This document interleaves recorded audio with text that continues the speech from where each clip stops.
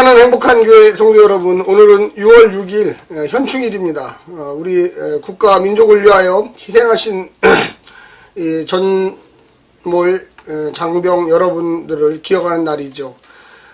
우리가 믿음으로 살 수 있도록 이렇게 국가 민족을 위해서 희생하신 분들을 그래도 하루 정도 생각하면서 하루를 보냈으면 좋겠습니다. 우리가 지금 고린도 전설을 하고 있습니다. 교회가 과연 무엇일까? 또 교회는 어떻게 이루어지고 교회의 일꾼들은 누구인가? 이렇게 찾아보는 시간입니다. 먼저 매일 성경 3장 16절부터 4장 5절까지 말씀을 우리 성우들이 읽어주는 말씀을 듣고 다시 오겠습니다.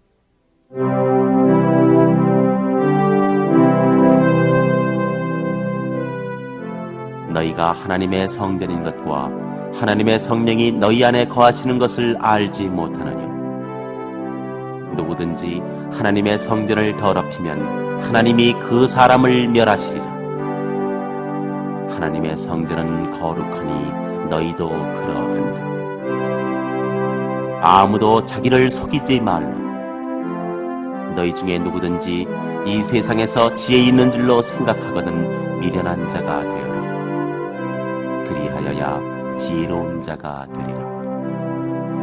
이 세상 지혜는 하나님께 미련한 것이니 기록된 바 지혜 있는 자들로 하여금 자기 괴율에 빠지게 하시느니라 하였고, 또 주께서 지혜 있는 자들의 생각을 헛것으로 하신다 하셨느니라.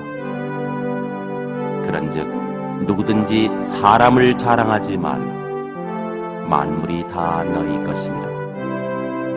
바울이나 아볼로나 게바나 세계나 생명이나 사망이나 지금 것이나 장래 것이나 다 너희의 것이요 너희는 그리스도의 것이요 그리스도는 하나님의 것이니라.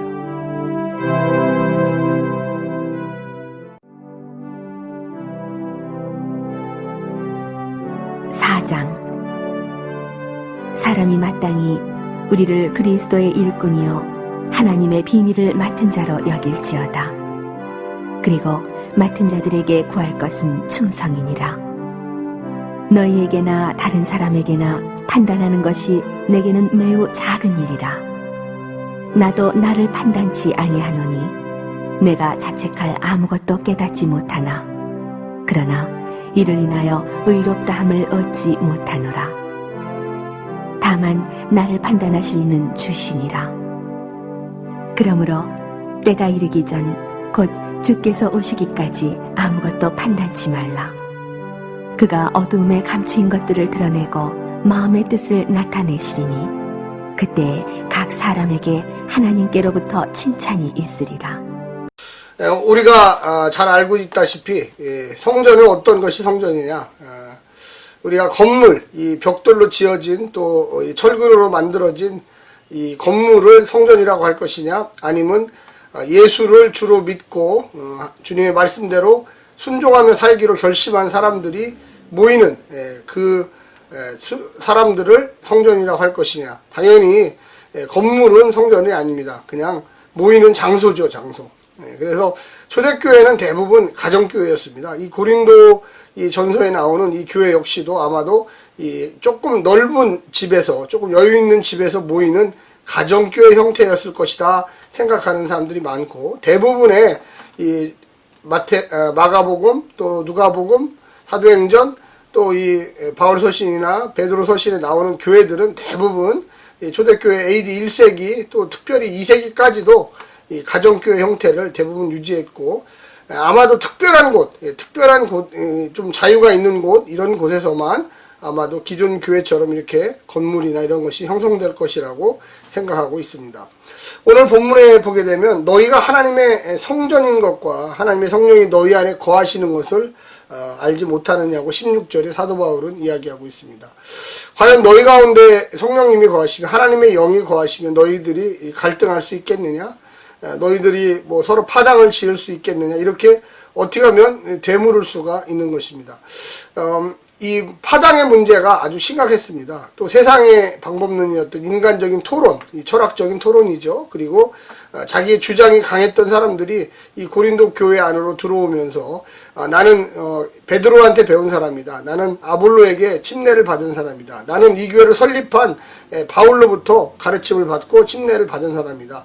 아니다. 나는 그리스도의 제자다. 뭐 이런 식으로 사람들이 갈라지고 자기 주장이 옳다고 여겼기 때문에 사도 바울은 강력하게 교회는 그런 것이 아니다. 설사 누구에게 배웠든지 누구에게 침례를 받았든지 설사 예수님을 직접 보았든지 누구든지 하나로 뭉쳐서 예수 안에 뭉쳐야 된다. 십자가의 은혜 안에 뭉쳐야 된다. 그리고 그곳에 하나님의 영이 거하셔서 그곳을 이끌어 나가야 된다. 사도들은 누구냐? 사도들은 너희들을 가리키는 사람들이다. 그래서 오늘날의 목사의 직분은 사도의 직분 중에 특별히 이 교사의 직분, 가르치는 직분하고 상당히 관련되어 있습니다.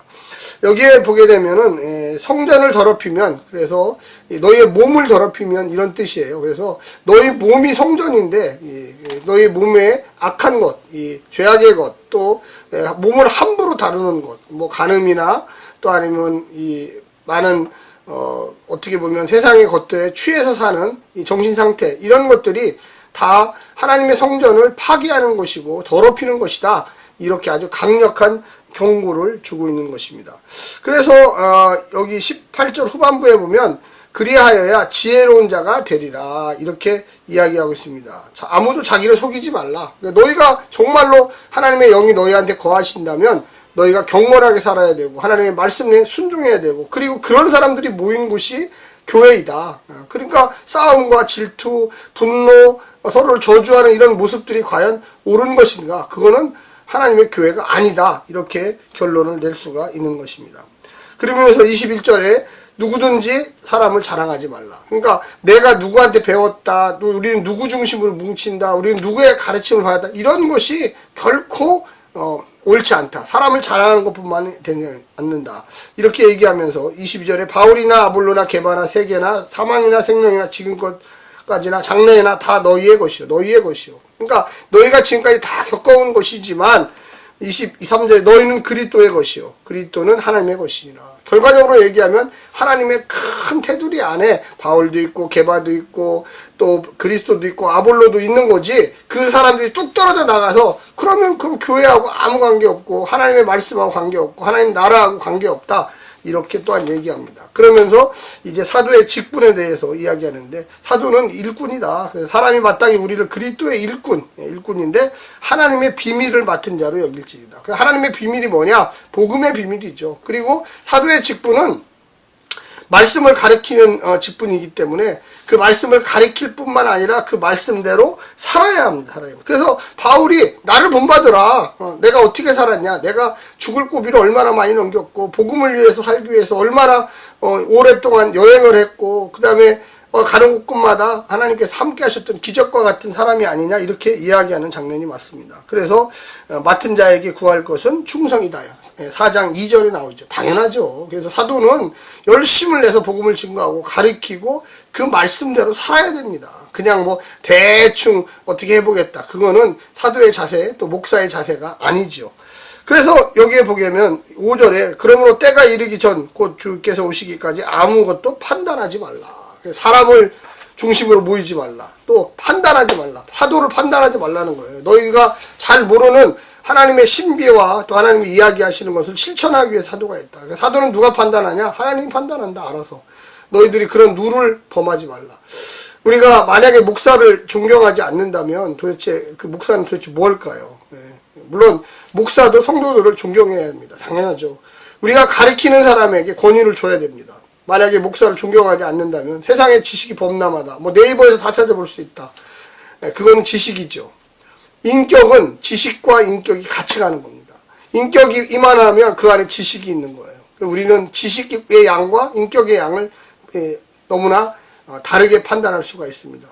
물론 나이가 어린 목회자, 또 경험이 적은 목회자가 있을 수 있어요. 실수하고 넘어지기도 합니다. 그러나 기다려주고 그 목회자가 바로 서서 하나님의 말씀을 잘 가르칠 수 있도록 환경을 만들어줘야 돼요. 그래서 목회자가 다른 걱정하지 아니하고 오직 하나님의 말씀에 집중하면서 성도들을 잘 양육하고 가르치고 그런데 목회자를 넘어뜨리기 위해서 이단들이나 사단들 또 교회 안에 교만한 사람들이 목회자를 판단합니다. 이거는 옳지 않습니다. 좀 더 기다려보면 그 목회자가 부족하고 연약하면 스스로 무너집니다. 하나님이 또 가만 놔두지를 않아요. 예, 그래서 우리가 좀 기다려줄 줄도 알고 큰 윤리적 범죄라든지 또 뭐 어떤 어마어마한 실수가 아니면 사도로서 또 목사로서 인정하고 그가 하나님의 말씀을 정말로 열심히 연구해서 잘 가르치고 또 본인이 모범이 돼서 잘 살 수 있도록 해야 합니다. 우리가 사람에 의지하지 말라. 이게 상당히 중요하죠. 또 하나님께 의지하죠. 그러나 교회 공동체를 유지하고 이끌고 가기 위해서 지도자가 필요한 것입니다. 사도나 목사나 이런 사람들은 한결같이 그와 같은 원리하고 같은 궤를 가져갑니다. 어떤 특정한 목사를 의지하지 말고 특정한 사람을 의지하지 마십시오. 그러나 그 공동체에 세우는 목사는 공식적으로 가르치라고 이야기했던 어떤 중요한 부분 중에 하나입니다. 우리가 누구를 존경하느냐, 누구를 사랑하느냐가 그 사람의 마음과 삶을 결정할 수가 있습니다. 사랑하는 행복한 교회 성도 여러분, 오늘 6월 6일이고 또 내일 거룩한 주일입니다. 우리 함께 만나서 하나님의 놀라운 비전과 꿈을 나누기를 기대하면서 여러분 오늘 하루도 승리하십시오. 샬롬.